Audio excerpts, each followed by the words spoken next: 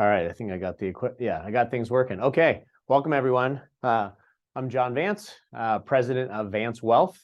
I got my glasses on today. We're doing we're covering a heavy topic around tax planning, so you guys get to see me in a little bit more in my work mode. I really love tax planning. It's something that I'm super passionate about. Because at the end of the day, if we can help our clients do it more effectively, that's more money in their pocket. And when I view more money in their pocket, it helps clients reach their financial goals. It also could be more money that they can support their family and leave a legacy, or it's more resources they can provide through charitable giving in the community. So I'm a big believer of being really smart around how you view taxes. I do think as a firm, Vance Wealth just really has a perspective around how to view taxes and how to view tax efficient planning. And really, we'll go through this in detail today, but it's really just it's really looking at how we take a long-term approach to it, not just a short-term approach. As I think too often we are wired to look at things from this short-term lens and perspective and not really looking at the big picture. And I think that's where we thrive. That's where we can come in and help our families that we work with. So today, this is our topic. We're going to do it a little differently. A lot of times I cover items and just kind of bullet point them. I'm going to actually take you down this journey, a little bit more of a dialogue. I recently went through this with a prospective client, and we just kind of went through this path and this journey around, okay, what are the things that we have to evaluate? How do we look at things? And so I just want to walk you through this journey. It's going to cover a lot of the tax topics, but it's going to hopefully do it in a way that is a little bit more of a case study, more real life, might be more relevant to your situation. Of course, whenever we're doing tax planning, things we have to be, I guess, aware of is everyone is in a different tax bracket. They have different situations around, their financial goals. And so I'm going to cover a topic using some numbers. Everyone's numbers are different, right? In terms of, people's savings, people's income. So just keep that in mind. Hopefully through this journey that I'm going to take you through, it will provide some really good perspective around the types of things you should be considering. I'm going to do my best not to have a lot of industry jargon, try to cover and explain some of these topics. Clearly, if there's things you want me to do a deeper dive on, you can ask questions while I'm going through the workshop today, or it's something you can email us and we can get back to you with some more details. So again, our topic today is unlock tax efficient planning. Just a couple housekeeping items. There is a Q&A tool that I'll be referring to periodically throughout. So go ahead and ask your questions there, and we'll do our best to get back to you during this webinar. If we get things that are a little bit too technical in nature or even too specific around your situation, we'll probably hold off and just get back to you on a one-on-one basis, but don't be shy about asking those questions. All right, so let's dig in. Obviously, we have some disclosures here to start with. I'm not going to read this whole thing, but really important. Today is not designed to be tax advice. We will go through tax planning strategies and how to look at things. But really, this should be a stepping stone to how you work with us as your advisor, also and how you're coordinating with your, a qualified tax consultant, tax preparer, accountant, things like that. Those are if you're taking notes going through this, and these are things you're not sure how they apply, certainly you can come back to us for that individual advice around what we're discussing. But then these things all need to be double checked with your tax professional. Okay, so understanding the journey. So we really identified looking at when people have some of the most unique tax planning opportunities, and they really were bucketed in these scenarios: an empty nester or a newly retired person. Now, sometimes, empty nester, that tends to be right when your kids are off in college, and ages are different, but it's kind of like mid-40s through mid-50s. And obviously there's exceptions to that. And a big reason why tax planning is really important there is when you're an empty nester, you start changing your mindset around, we've been spending all of our time, our money, our resources preparing, helping our kids, doing all the activities as a family. And now we're an empty nester. We got to get serious about, okay, what's the rest of our life look like now that it's just us in the house? And so when we start looking at that, you start getting ready for retirement or whatever that future looks like for you. And there's a big tax component of that. Then the other side of it is newly retired, right? So when you're newly retired, you've turned off your paycheck, and now you're relying on the investments that you've made, whether it's coming from real estate or pensions or your investments like IRAs, brokerage accounts. And in some cases, you might actually check both the boxes. You're an empty nester and newly retired, which is kind of, I guess, the best of both worlds. So what I'm going to walk you through is this journey. What I mean by the journey is, what are the conversations that you should be having? What are the conversations we should be having with you? And just to give you some perspective around what this looks like. So I'm going to piece this together, this journey together. So one of the most important things when we think about tax planning is, what is your taxable income? It's as simple as it. It's a simple part of our conversation, because looking at your taxable income is what you pay taxes on. And when we're talking about taxes, we all know there's different sorts of taxes. You have estate taxes, you have sales tax, you have property tax. There's all kinds of taxes out there. Most of our focus today, not all, but most of it is going to be on personal income taxes. So let's just walk through what this might look like. Okay, you are retired and maybe you're relocating. This has definitely been one of the conversations we've had with a lot of our California clients, is they're looking to leave California to lower their cost of living, to lower their tax liability. So some of the things that we go through, and you'll see we have some blanks here, I'm going to come back to them. But this is your current year. You just retired, maybe mid-year. So one of the things that we recognize is that your earned income from work, this is likely going to be your last year. Then you might have sold a house, maybe a house you lived in for 20 plus years raising your family, and you might have a large capital gain exposure depending on how much you paid for the house and what you're selling. So the big things to know is, this current year, you might have higher earned income, and you also might have some capital gain exposure that you normally don't have. One of the notes that you can see on there is that if you have excess gains above $500,000, so as a married couple, you'd have a $500,000 exclusion. Anything above $500,000 would be subject to capital gains and potentially net investment income tax. So then we look at, okay, well, if this is the current year and this might be an anomaly, well, what's next year going to look like? And then, what's the range for the next 10 years? And the reason why this is relevant is, for this year, you might have a really good opportunity to accelerate some deductions, take some deductions this year to mitigate some of these higher taxes that you're paying, especially if you're relocating. Because if you're going into a lower tax state, how great would it be to save taxes at the California level, and then this year and then in future years be paying at a lower rate in another state. So as we go through this, is just a quick reminder, one of our, I guess, overarching tax philosophy, and a couple of tax saving tips, but these 3 bullet points are really important. We want to focus on your lifetime tax liability. While we can't predict the future, we can use what we know about the current tax situation, your future financial goals, and estimate what your lifetime tax liability will be, and some strategies around that. We want to attempt to smooth out income volatility. So what we don't want to have is years where you're in the highest tax bracket and then the next year you're in the lowest tax bracket and you kind of bounce around. We want to smooth this out. We want to make sure that if we can kind of keep you in a moderate tax bracket for the entire duration of retirement, that's the most effective way to manage your tax liability. And then this third one here is embrace paying taxes at lower tax rates. People, I think, right out of the gate don't want to pay anything in tax, and obviously that's kind of silly. You got to pay tax. It's part of why you invest. That's why you work, and is not why you work, but that's why you're trying to earn money. You're trying to make gains when you make investments, and so the byproduct of that is you're going to pay taxes on your earned income or on your gains. But a lot of times people are so wired to pay no tax or limit their taxes that they forget that, not all taxes are equal, and some of these lower tax rates might be temporary gifts.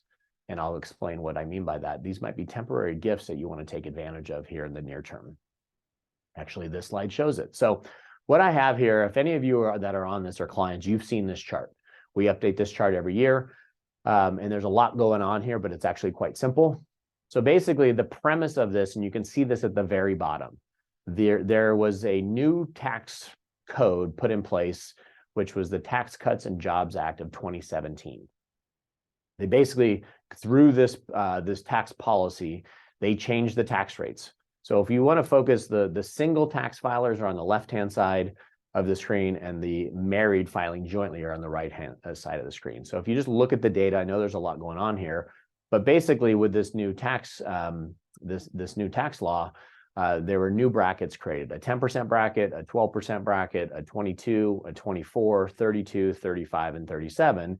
And it replaced some higher brackets, 10%, 15, 25, 28, 33, 35, and 39.6. So it replaced these, and it also made these the range of these tax brackets wider, so bigger, which means essentially tax rates came down pretty much across the board. Well, we know that as the law stands today, without new legislation, so if we can't get our political parties to come together with some legislation, then these rates will revert. Basically, they'll expire at the end of 2025, and the new tax rates in 2026 will be based on the old brackets. So that's the reality we're looking at. We're now in 23, so we have 23, 24, and 25 with some really unique opportunities for some tax opportunities, again, depending on where your tax bracket is. So coming back to that original conversation, so when we start this journey is, okay, what's your taxable income likely to be? And we do that through planning tools, estimating your pension, unearned income, things like that. So if we just use this as a hypothetical example, and we say, okay, your current year, you're going to earn $750,000. And that's because you still were working, you have W-2 wages, you sold your house, you had some additional capital gains. So you're going to be in a higher tax bracket this year. So you look on the right-hand side, this shows that the reality is, if you are above 750,000, then you are going to be in this 37% tax bracket. So you're north of 693,000. So you're in the highest federal bracket. And if you live in California, then you're also going to be in roughly the 11% tax bracket. So you're almost at the 48% tax bracket for this year. So then, I put my planning hat on and we say, okay, what can we do to mitigate some of those taxes? Are there planning strategies that we can do? And the short answer is yes. Now, if, however, next year you were going to make more money, then maybe we don't want to put the strategies in place this year. But the reality is, if this is what the future looks like, that next year you're going to make 250,000, and then the range for the next 10 years will be somewhere between 200 and 400. Well, now we have an idea of what your tax bracket will be, your tax exposure. So with this landscape and this planning idea, in my opinion, we want to then say, what can we do this year to really lower the tax liability? And that's really important, right? Because if we can lower it now, we're saving it at the most expensive tax dollars. And we're going to spend time today going through, well, what are some of those planning tools that we can take advantage of? So in this example, I am using you are leaving California.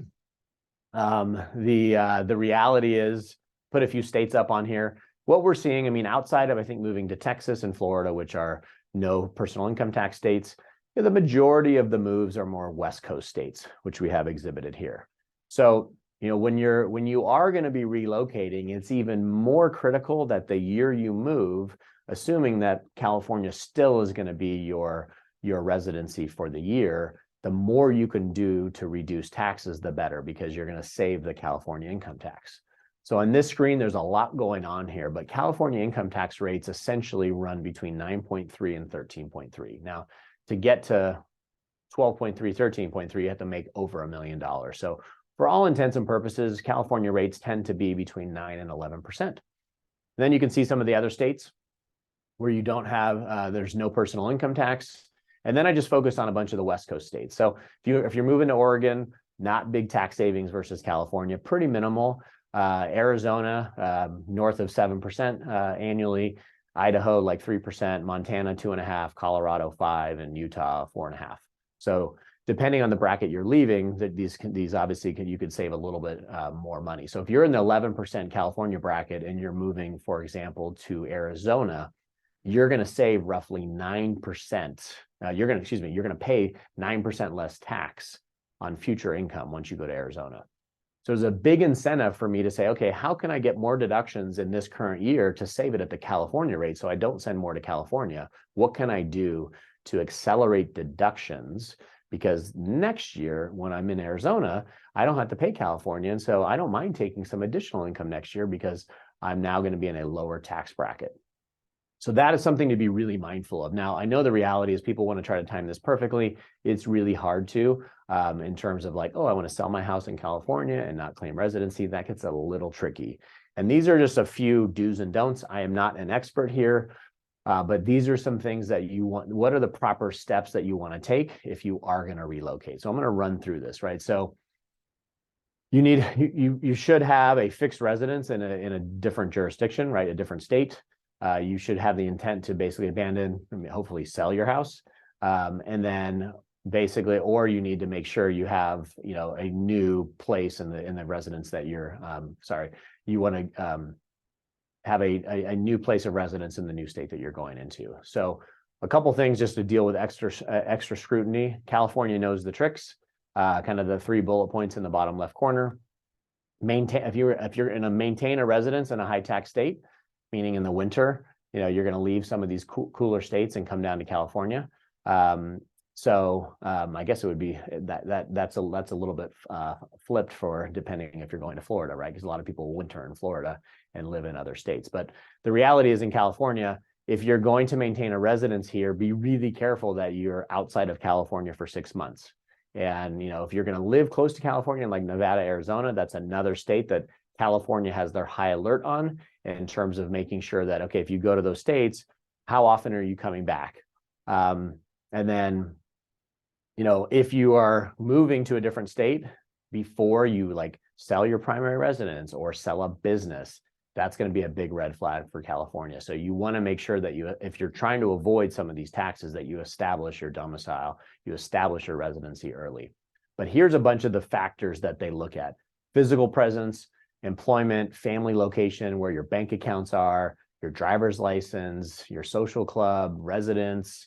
The bottom one is kind of one of the big ones, is where are your doctors and dentists, right? Where are you actually going? So it's really recommended that if you're leaving a state like California, they actually make sure you change your doctors and dentists, even if you have a great relationship, because they could view that as, hey, you're temporarily in a different state because you've maintained a lot of your connections. So just do this right. Consult your tax advisor. Most California accountants are really good at giving you advice around here. And again, it kind of comes down to a couple things what you're trying to achieve. If you have a big sale or a business sale, you want to do it ahead of time. It gets a lot trickier. If you're just trying to, move to the next state and see what you can do in the current year to mitigate some of the tax liability, I would say that's a little bit easier. And we'll run through some of the ways that you can save taxes in the current year. So before I get into some of the specific deductions, I want to give you a little bit of background. Again, we talked about this journey, and most of the time people come into Vance Wealth, it's pretty remarkable, kind of between this age 50 to 55. And I would tell you that from a planning perspective, the ideal planning window for financial planning, tax planning, is really from age 55 to 75. That used to be age 55 to 70. But now that the required minimum distribution rules have changed, now it's opened this window to a much bigger planning window.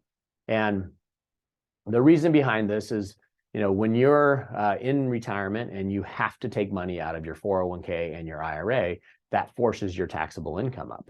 So the reality is the new RMD, or required minimum distribution rules, have been changed and pushed back.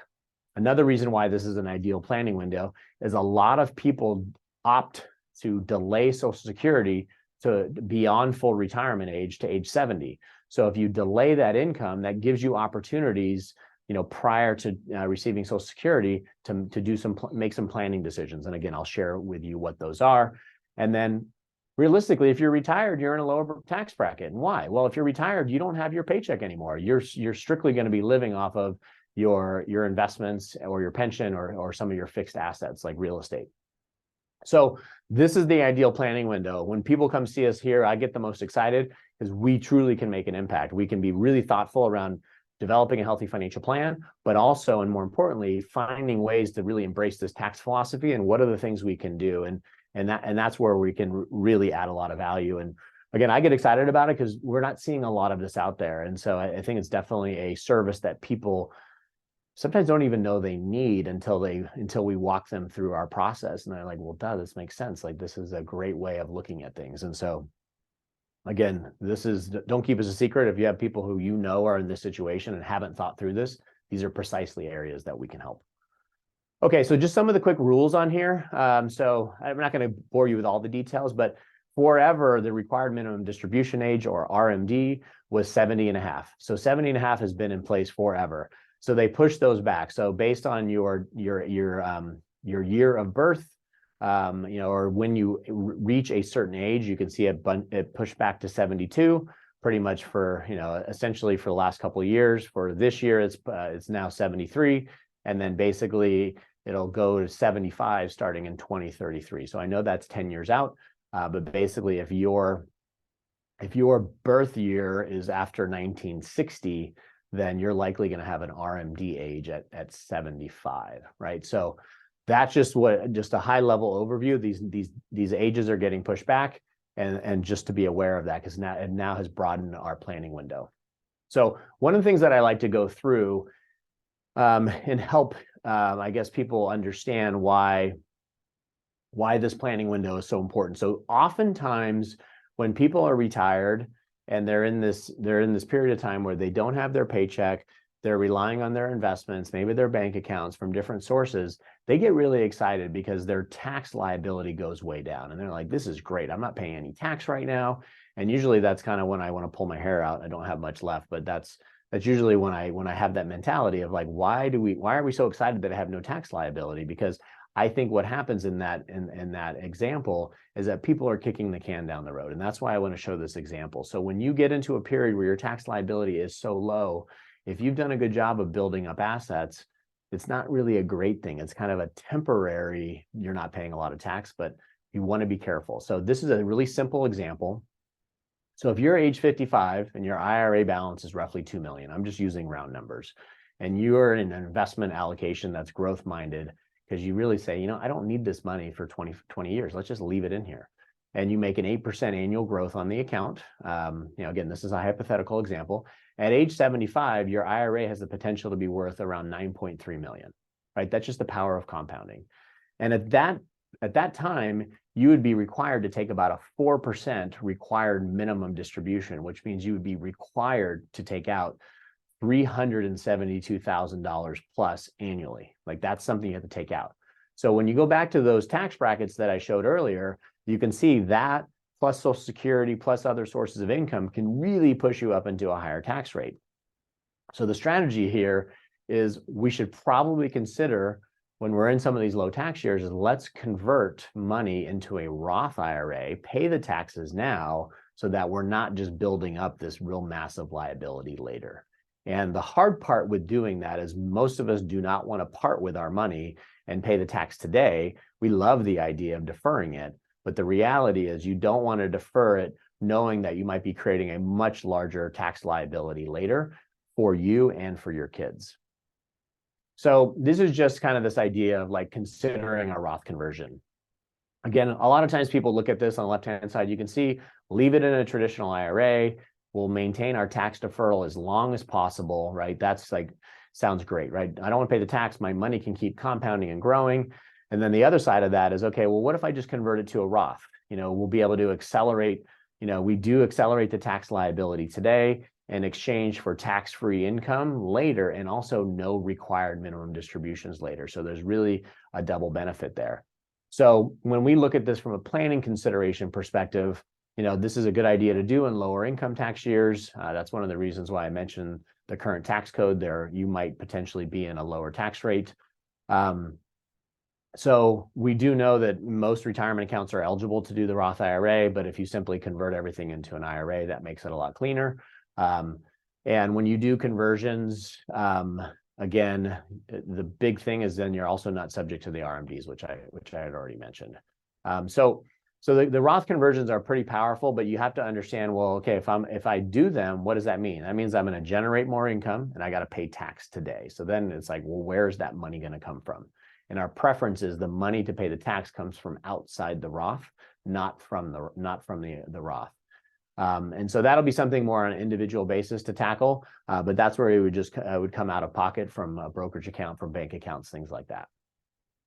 So there are also times where when we do a thorough analysis around looking at, do Roth conversions make sense, or does it make sense to maybe harvest gains, right? And so the whole idea with harvesting gains, I've talked to you in the past about harvesting losses for tax benefits.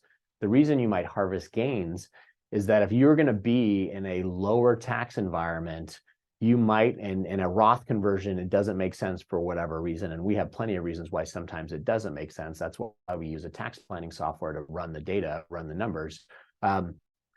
If it doesn't make sense, then we do want to consider maybe selling some stocks, some ETFs, some mutual funds, and paying some tax and being okay with it. Now, the reality, as you can see on here, long-term capital gains rates are pretty attractive.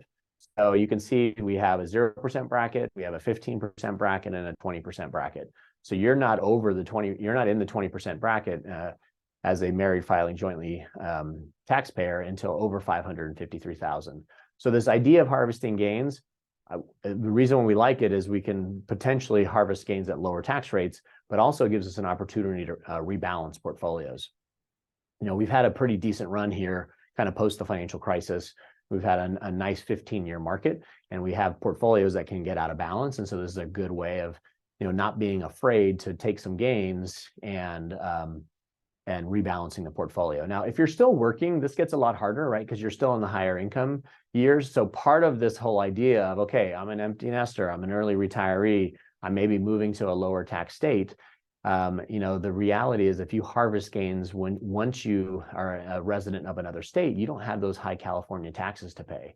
So this is a really important strategy to be purposeful about and methodical. And a lot of times people don't even think about it because they're like, why would I do this just to pay taxes? And the reason is you're taking some of those gains up front to potentially avoid some future tax liability. So I do want to get into, so that covers some of the planning ideas, especially around the Roth sides, the Roth conversion side of things. What I haven't really got into, which I led this conversation with, is, well, how do I accelerate deductions this year? How do I actually have more deductions in this tax year? And there's really, I would say, there's really one primary way of doing it, and we're going to discuss that right now. So at the end of the day, the cleanest and easiest way to get a tax write-off is through charitable giving. So I always like to start this conversation with, well, what charities are you most interested in supporting?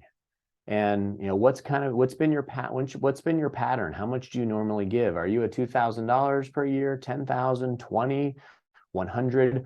You know, what is the amount that you tend to give? Because if you're not charitably inclined, and there's no judgment here, if you're not charitably inclined, giving money to charity doesn't save you money. It does save you taxes, but then you're still out of pocket because you're still giving that money to the charity. So the whole purpose around charitable planning is because you have charities that are important to you. So I just want to get that out in the open. So if you have, and I'm just going to run through a simple example here, everyone's numbers are different, but let's just say, keep it simple.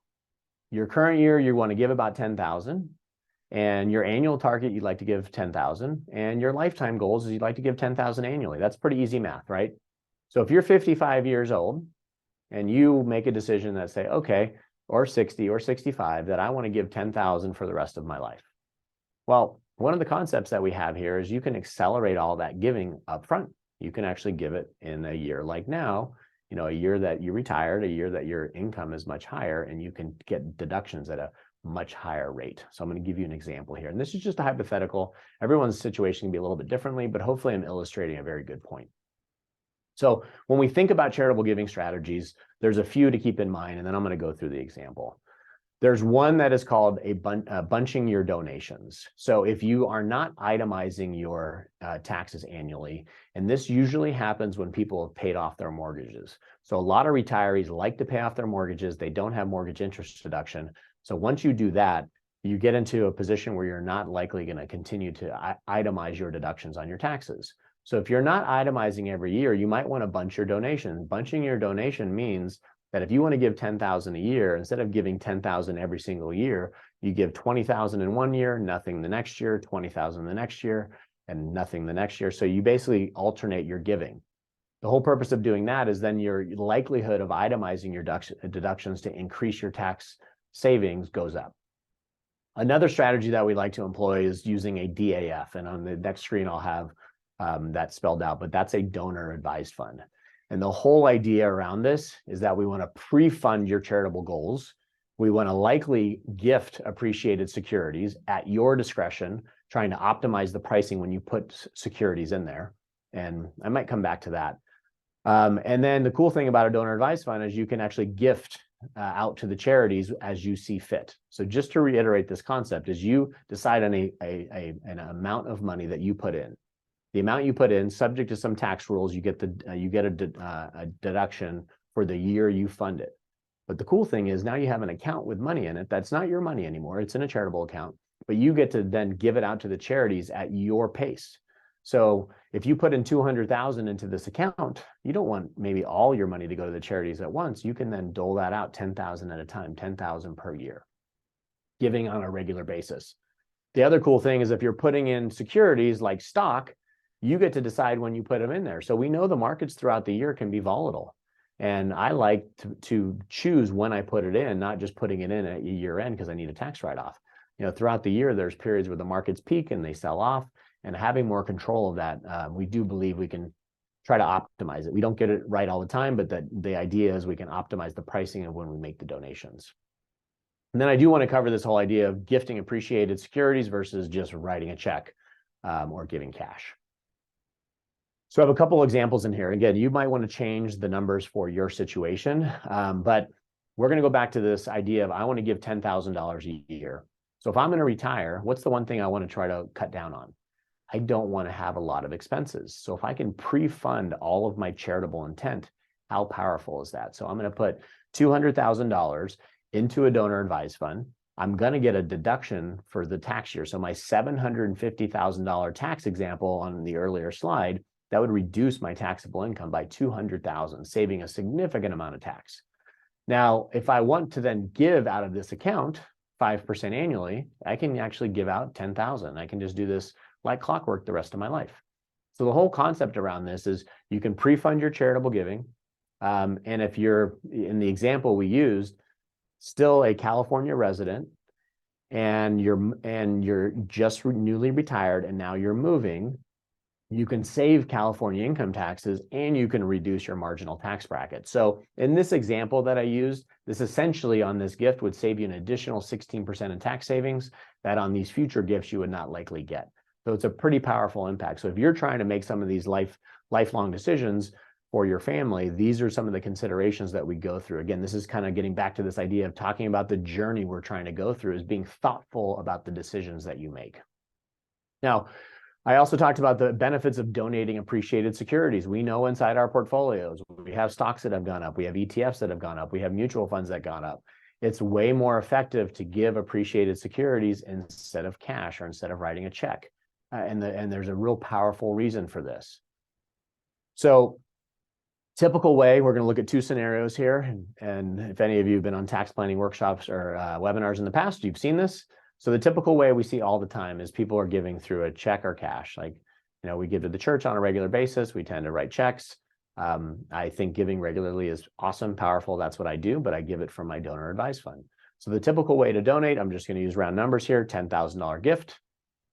You save at the 50% tax rate, you have a $5,000 tax savings. Really powerful, right? That's why giving to charities, if you're in the highest tax bracket, can really make an impact. What if you gave an appreciated investment? So, right, an appreciated investment is something you bought that has gone up in value. And then by giving it away, you don't have to pay any tax on the gain that you made from the time you purchased it. So in this example, you can see my purchase price was $2,000 on this hypothetical investment. It's now worth $10,000. So I have an $8,000 unrealized gain. Now I know unrealized means I don't pay tax until I sell it. But presumably, let's say you had to sell that investment to make this gift to the charity. You'd have to realize that gain. So instead of selling this investment to give to the charity, you just gifted this investment directly. You essentially would save 35% capital gains rate on that $8,000. And you would get the 50% income tax rate on the gift, which gives you a tax savings of, right around 78%. So really powerful. You get a lot of bang for your buck when you're looking at the impact of donating appreciated securities. So this, frankly, is such a powerful way of doing it.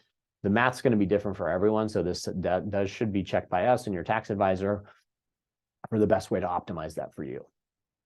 So when we get in, so that was kind of that was the immediate, how do we save taxes when we're dealing with a higher income year, a retired year, an empty nester, or relocating, and especially if you're charitably inclined, then you can implement that strategy.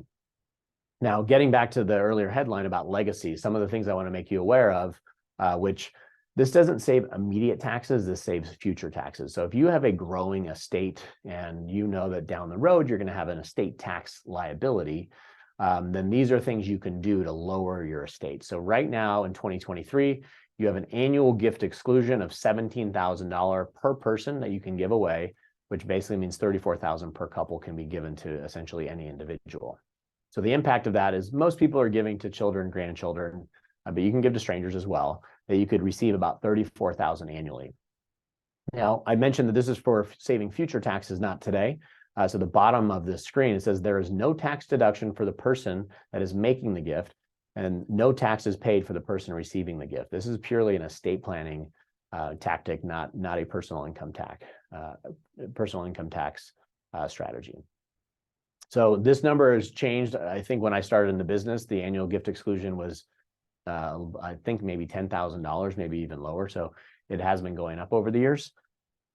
I do want to address something that for those of you who have sizable estates, I would say north of, let's say 15 million, north of 20 million, which we do see a lot of in California, obviously because of real estate, business values, and just the capacity to earn higher income. So there is something called a lifetime exemption that you can give during your lifetime, or it is applied at your death. The way that it works now, and you can see all these numbers, there's a lot on here, so I apologize. I'm going to focus on the married couple. But in 2023, your exemption amount is almost 26 million. In 2024, if we factor in about a 4% inflation, that'll go up to almost 27 million. But part of what I talked about is the tax changes that'll likely occur if the sunset provision is enacted. In 2026, they're expected to go back. So the exemption in 24 is going to be, let's say, 27 million. We're likely to going to go back somewhere between 10 to 14 million. That's been the proposal, or that's built into the sunset provision. We're not exactly sure where that's going to fall. So that's why I highlighted in green. That's kind of the range. So you can see if you know as a family, you're going to have some estate issues, or maybe your parents are going to have estate issues. These are things you want to consider now, because you have the ability in 23 and 24 and potentially 25 is to do some lifetime gifting. So this is a lifetime exemption that you can be giving away some of the assets to potentially reduce some future tax liability. So I did some math on here, is if they truly cut that in, and you lose a 14 million exemption as a couple, that would result in basically a $5 million of additional estate tax, because the estate tax rate is currently at 40%. So just wanted to make you aware of that. And some of you on this call might say, oh, this doesn't really impact me, but it might impact your kids or your parents or people in your life. So these are some of the planning opportunities that we're not really having right now because we're in 2023. We think 2024 and 2025 are going to be especially busy.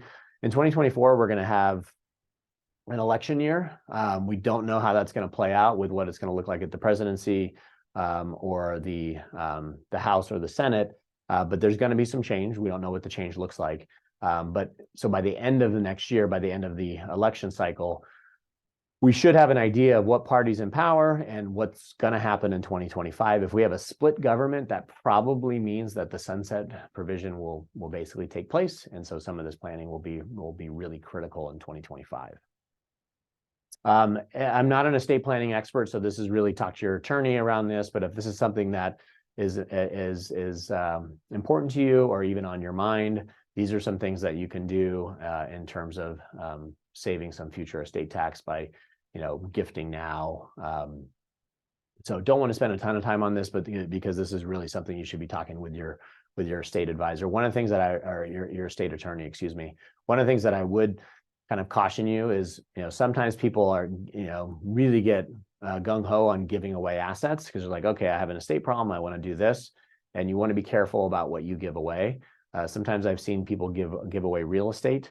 And not that that's a bad thing, but one of the downsides of giving away real estate is that, when you give it away and you die, your children do not get a step up in basis, which is a really powerful tax tool. And additionally, if you're going to hold this real estate in the family for a long period of time, you don't have the ability to redepreciate this asset. So those are a couple of the downsides there. So you want to do this effectively. This shouldn't be something you just kind of wake up and just say, oh, I'm going to do this. You want to consult a good estate planning attorney and work with your advisor on these issues. Okay, so as we start to wrap up our tax planning conversation today, we have a couple of videos that we did for business owners. So this business owner conversation is going to be really brief.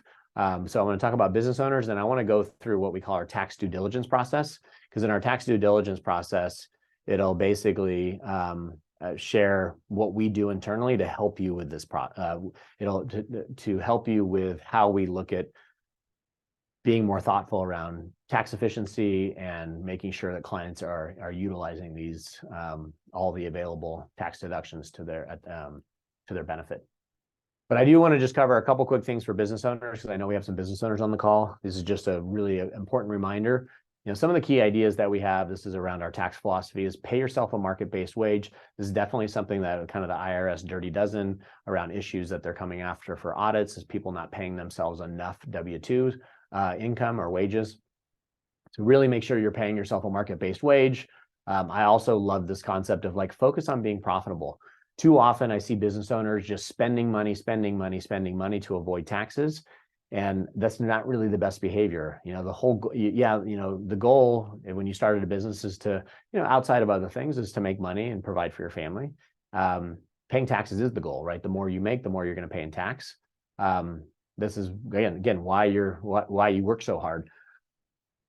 The reason why you would spend money is not just to avoid taxes. It's for the purpose of, if I spend this money on a new piece of equipment or on this person, it's actually going to drive growth of the business and drive revenue. If that's the goal, that is fine. But if it's just the year end, oh, I need to get a write-off, I'm going to get killed in taxes, I don't like that mentality. I would rather have you pay the tax and then move on, because you don't want to make business decisions that are just based on mitigating tax liability. And then number 3, this whole idea of be careful about accelerating deductions using Section 179. I do really recommend, if you're in the 24% tax bracket or lower federal tax bracket, you might be better off just paying the taxes and not accelerating the deductions. Because if you accelerate all the deductions and you're in lower tax brackets, you might be creating higher tax liability in the next few years, which obviously we want to avoid if we can. A couple areas that we help specifically for business owners, part of our solutions that we have here, kind of 3 big buckets. Payroll optimization, like how much do you pay yourself, your spouse, your children? Those are all things that can be effective for saving some taxes if done right. Retirement plan design, how do you design your retirement plans to effectively make the contributions in the most tax efficient manner? And then also some creative strategies like the Augusta rule that you heard me speak about before. But this is definitely an area as we go into year end. A lot of people are still just finishing their taxes because of the extension that California taxpayers got. So the year end is going to be a little bit messy. So I would encourage you that if you are in a position that you need some help around these areas, start now. Don't try to start in mid-November, because it's going to be really hard to get things implemented, because I already know our team's we're going to be here serving our clients, making sure we get everything done in a timely manner. But it's going to be harder to onboard new clients just because there's going to be some time constraints, because we have a weird year because everything got pushed back to October 15th this year, or actually technically the 16th. A lot of people who normally file on time filed extensions, and so a lot of the planning work we're doing is getting pushed into the back end of the year. So just be mindful of this. If you're working with us or you're a tax professional, try to start earlier. Okay, I did want to mention basically an internal process that we have, which is our annual tax due diligence process. So this is the process that we go through, something we've been putting in place, kind of testing out. We haven't really rolled this out as a product, but it's certainly a service offering that we want to roll out to our majority of our clients. And it's really around, what do we do to help our clients from a due diligence process? The reality is most people sign their e-file form without reviewing their taxes. That's just the reality. And because a couple things, they probably don't know exactly how to review the tax return properly, because there's a lot of data in there. And they assume that if they fill out their tax organizer, provide all their forms, that everything's going to be done right. The reality is we know that there's stuff that's omitted. There are notes that might not be well explained when you're working with a tax professional. And we see it on both sides, things that get omitted from the client, where they forget to give forms, forget to share data, and then just some simple mistakes, right? Just, we're all human beings. That happens. That's not a big deal. But the one thing that we looked at is, okay, well, if we're in a position where we know our clients' financial goals, what can we do to help? What can we do to say, all right, that's why we're calling it due diligence, is we can't We're not auditing this. We're just going through and at a very high level, making sure that the things we know that the tax opportunities that clients have, the tax deductions, we want to go through at a high level and make sure the tax returns look as clean and accurate as possible. So we built out this tax due diligence process. We actually had an advisor on our team, Niall Shaffrey, go back and actually review all of our 21 tax returns that we had. So this is just some of the data that we pulled together. This is under the headline of why we review your tax return. So we received, of our clients at the time, we requested 226 returns. We got 203. So we didn't get all of them, but almost 90%, pretty high number. Tax returns with errors or mistakes, 40 out of the 203, which is around 20%. Non-business owner clients, so if pretty more simple returns, 14% had errors, and then of our business owner clients, out of the 70 we reviewed, 21, so about 30%. We estimated overstated income about $516,000, and so I don't know the exact refund amount, but in north of $150,000, probably closer to 200. So pretty substantial. So this is something that then we looked at as, okay, well, if this is an issue, we want to find a way to do this on a repeatable basis year over year. So a couple things that we look at is obviously from a team perspective, like how do we do this on a go forward basis? And so part of our process, we're going to be creating this tax letter that's going to provide a summary for our clients and their tax professional.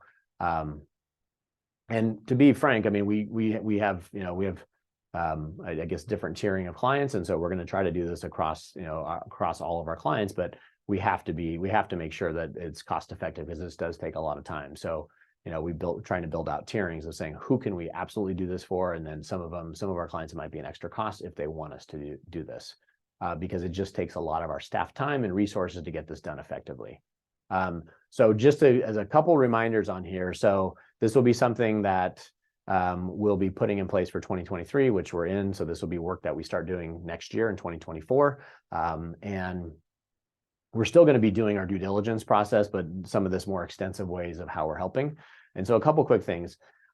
We feel that a best practice is request an extension. Like, oftentimes during tax season, the tax preparer is so busy that if you try to file on time, we're not going to be able to do the thorough analysis, meaning your tax preparer getting all the data done, getting us a draft tax return. So requesting an extension, we think it's going to be a big part of being able to do effective due diligence. We want to get a copy of it. So send us a draft tax return.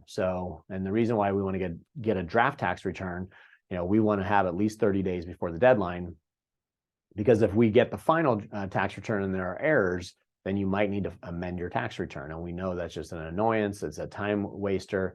I don't know if it's an increase in audit, but at the end of the day, like, let's get a draft, let's review it, let's sign off and say, okay, we've checked everything, and then you can go ahead and file it.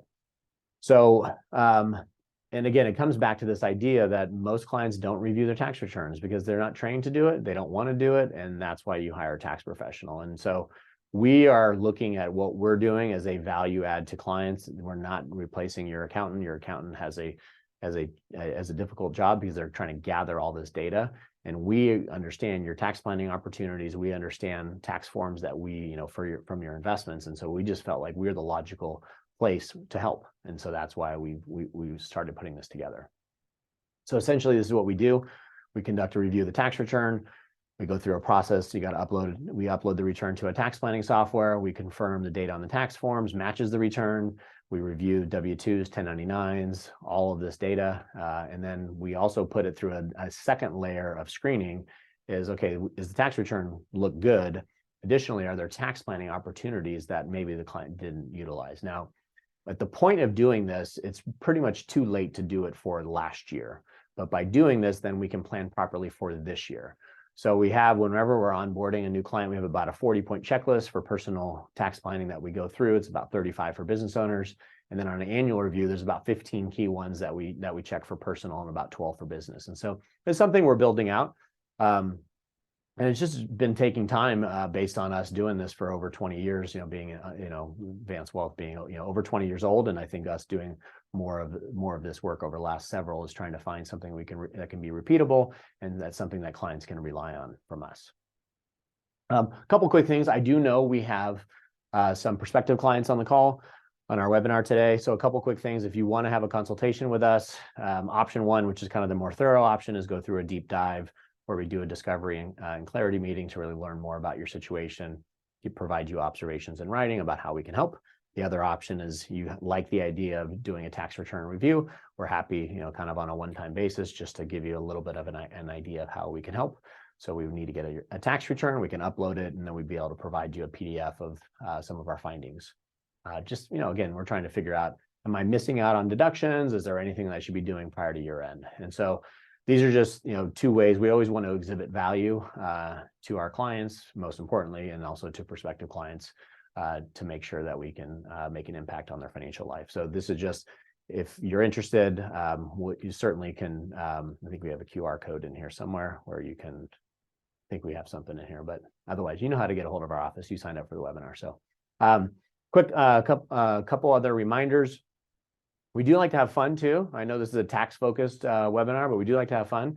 So at our Santa Clarita office, we are doing a sip and shred. So sip will be likely wine and probably beer, or water and soda, whatever your preferred is. And so basically the shred part of it is bring your documents. And so anything that is likely kind of, I would say, over 7 years old, especially for tax documents.